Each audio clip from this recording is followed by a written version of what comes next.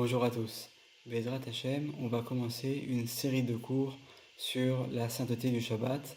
On va commencer à parler depuis les préparatifs du Shabbat, donc de la semaine, jusqu'à ce qui se passe après l'Havdalah ainsi que pendant le Shabbat lui-même.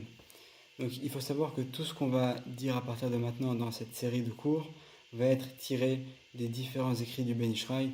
Le Ben Ishraï aborde ce sujet dans ses nombreux livres de Halacha, que ce soit le livre Ben Ishraï, le livre Mekabtziel, le Tikkun HaTefila, bref, il a plusieurs livres dans lesquels il aborde le sujet. Et avant qu'on rentre justement dans le vif du sujet, je voudrais d'abord commencer par une mise en garde très importante à faire au public concernant tous les cours qu'on va faire qui parlent du Shabbat. Il faut savoir qu'il y a beaucoup de cours aujourd'hui qu'on peut trouver même sur internet ou qui sont faits par les différents rabbins de communauté concernant le Shabbat, les halachot du Shabbat, la manière de se comporter, et on n'a pas du tout pour vocation de venir faire quoi que ce soit, mis à part de donner un éclairage selon les écrits du Ben Ishraï sur à quoi doit ressembler le Shabbat. La plupart du temps, ce qu'on va citer, ce sont des coutumes, des minagim qui sont tirés de la Kabbalah, et il ne s'agit pas forcément de halachot, de choses qui sont obligatoires, mais plutôt de compléments, de choses facultatives et supplémentaires dans la plupart des cas. Quoi qu'il en soit, en cas de question, je vous recommande à tous de consulter les rabbins de vos communautés qui sauront vous dire exactement de quelle manière se comporter. Et bien évidemment, s'il y a des questions ou en cas d'erreur de ma part, je vous invite à me consulter en privé et à m'en faire part. Donc, étant donné également qu'il s'agit bien sûr en particulier de coutumes, il ne faut pas oublier que la Torah, Dachea, Dachenoam, Vechol Netivotea Shalom, donc tout ce qui va être dit dans ces cours n'a pas pour but non plus de venir changer quoi que ce soit ou de provoquer des divergences, des marlocotes, des disputes.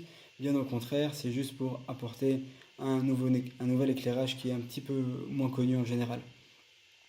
Donc n'hésitez pas à poser vos questions à vos rabbinim pour savoir comment se comporter.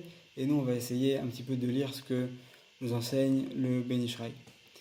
Donc, pour commencer, on va introduire en parlant du Pasuk dans Shemot, chapitre Tet Zain, Pasuk He, 5e Pasuk, 5e verset, qui dit concernant la manne qui descendait du ciel dans le désert, Ve'aya bayom ashishi, ve'echinu et asher yaviu.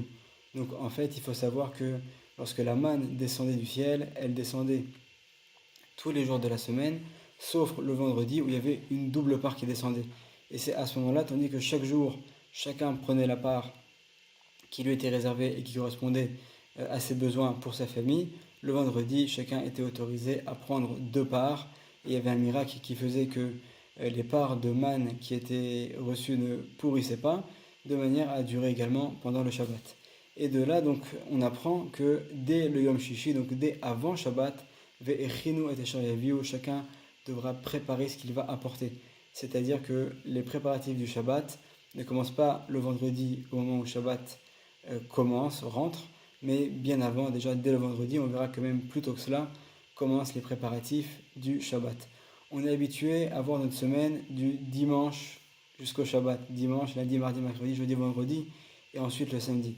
Il faut savoir qu'en vérité, le Shabbat, c'est la lumière, c'est la Neshama de la semaine, et en fait, il pourrait être plutôt placé au milieu. C'est-à-dire que dès le mercredi commence à arriver la sainteté du Shabbat en s'amplifiant le mercredi, le jeudi et le vendredi, avec le Shabbat qui est au milieu et ensuite en déclinant le dimanche, lundi et mardi. Donc de ce verset, le Ben Ishraï apprend Ve'echin ve'aya bayom ashishi. Il faut savoir que le mot ve'aya peut être interprété de différentes manières. D'abord, nos sages nous enseignent que le mot ve'aya apporte toujours un événement de joie. Ve'aya, c'est une lachon, simcha, c'est un langage de joie.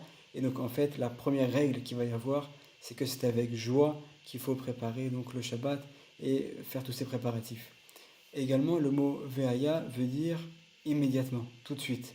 Où est-ce qu'on voit cela? Lorsque dans le Sefer, dans le livre de Shmuel Aleph, le premier livre de Shmuel, dans le chapitre 17, verset 48, Ve'aya qui kam apelishti, et voici au moment où Goliath s'est levé, Ve'aya c'est immédiatement. Donc on voit que en fait les préparatifs doivent être faits dans la joie, Vehaya, mais également avec zèle, avec rapidité. Dès le matin, on s'y met tout de suite. Donc également le mot Vehaya qui veut dire tout de suite. Et selon le Harizal, et c'est ce que rapporte également le Ben Ishraï, c'est que la préparation du Shabbat s'effectue sur trois plans. Au plan de l'acte, au plan de la parole et au plan de la pensée. Aujourd'hui, on va parler seulement des préparatifs qui sont au niveau de l'acte. Donc il faut savoir qu'il y a de très nombreuses choses qu'aborde le Ben Ishraï dans son livre concernant donc les préparatifs. Donc là, on est dans le deuxième livre du Ben Ishraï de la deuxième année, livre Ben Ishraï Halachot. Là, ici, il est traduit en français dans la paracha de Lech Lecha. Et déjà, si on prend le paragraphe numéro 2, donc le Ben Ishraï explique l'importance de faire les achats pour le Shabbat. Il rapporte la coutume de son père qui avait donc l'habitude de préparer des plateaux de douceur, de choses très bonnes pour le Shabbat, qui préparait dès le vendredi, qui mettait sur la table en préparation du Shabbat. Une autre préparation également, ce sont la préparation des bougies que va allumer la femme au moment où rentre le Shabbat. Et en général, c'est l'homme qui les prépare. Et là, donc, je vais vous citer le Ben Ishraï qui dit « Chacun devrait se réserver un quelconque travail à exécuter en fin d'après-midi en l'honneur du Shabbat. » Attention, ici on ne parle pas de travaux à proprement parler qui sont difficiles à accomplir puisque dès une certaine heure de l'après-midi du vendredi, on ne peut plus accomplir certains travaux. Mais là, on parle de choses qui sont liées à la préparation du Shabbat.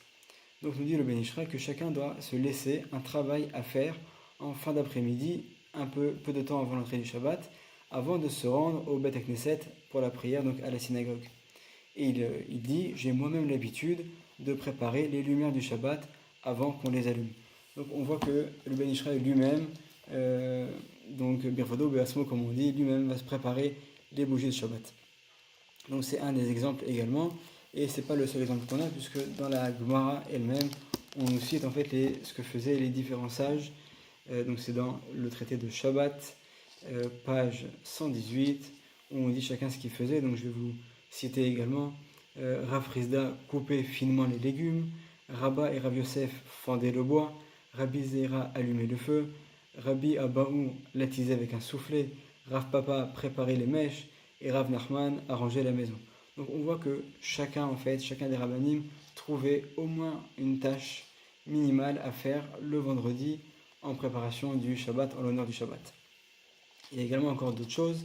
Donc là on a parlé de préparer les bougies, en général ce sont les hommes qui le font, mais il y a également les mitzvot qui concernent les femmes, notamment la mitzvah de prélever la chala lorsque c'est possible, de faire soi-même le pain en l'honneur du Shabbat et de prélever la chala.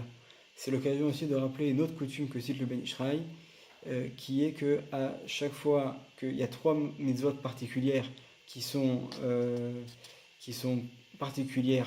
liées au commandement qui concerne les femmes et qui correspondent aux initiales de Chana. Chana, donc Chet, qui correspond à Chala, Nun, qui correspond à Nida, et He, qui correspond à Adlakat Nerot, l'allumage des bougies de Shabbat. Et donc en fait, avant de faire ces mitzvot, c'est bien également de faire de la tzedaka, et c'est une coutume ici que rapporte aussi le Ben Ishraï. Il rapporte également l'habitude d'aiguiser son couteau, donc à l'époque également c'est ce qu'il faisait, de laver le linge dès le jeudi, voire même le mercredi, en préparant les vêtements du Shabbat. Il cite également le fait de nettoyer la maison, d'enlever même les toiles d'araignée pour être plus précis. C'est ce qui est cité de manière explicite par le Ben Ishraï. Et également se préparer aussi au niveau du corps, c'est-à-dire se couper les cheveux selon le Harizal de préférence avant Chatzot, avant la moitié de la journée selon le calcul juif des heures de la journée. Il y a également d'autres préparations qui sont celles de se laver le corps à l'eau chaude, de se couper les ongles, d'aller au mikvé. Et ces trois derniers points-là, on en parlera dans un autre cours, on va plus détailler exactement ce qu'il faut faire. Donc là, on peut déjà conclure qu'on apprend que le Shabbat, on ne peut pas directement arriver le Shabbat sans essayer de préparer le Shabbat. Comme tout événement important nécessite une préparation au préalable.